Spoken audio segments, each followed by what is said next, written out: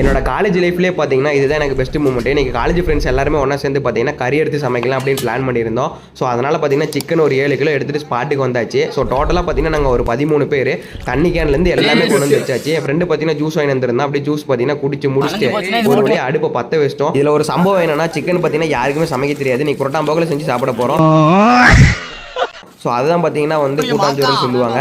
காலையில் பார்த்தீங்கன்னா பிடுங்க போது அப்போ தெரியும் இது என்னன்ட்டு. மசாலா பார்த்தீங்கன்னா எல்லா மசாலாவும் கொட்டி விடுறோம். ஸோ ரெட் கலரில் ஆயிடுச்சு. அப்படியே பார்த்தீங்கன்னா கறியை போட்டு வந்து தண்ணியை ஊற்றி பார்த்தீங்கன்னா கொதிக்க வச்சாச்சு. நடுவில் அடுப்பு எரியல அப்படின்னு சொல்லிட்டு பார்த்தீங்கன்னா என் ஃப்ரெண்டு ஓலையை சொருகி விட்டான். அது பார்த்தீங்கன்னா புகையாக வந்து பார்த்தீங்கன்னா நெருப்பு பிடிச்சிக்கிச்சு. ஒரு வழியாக அதெல்லாம் பார்த்தீங்கன்னா ஃபினிஷ் பண்ணிட்டு உட்காந்து சாப்பிட்ற இடத்த வந்து சுத்தம் பண்ணிட்டோம். அப்படியே பார்த்தீங்கன்னா பீஸ்ஃபுல்லாக இருந்துச்சு, செம்ம ஹாப்பியாகவும் இருந்துச்சு.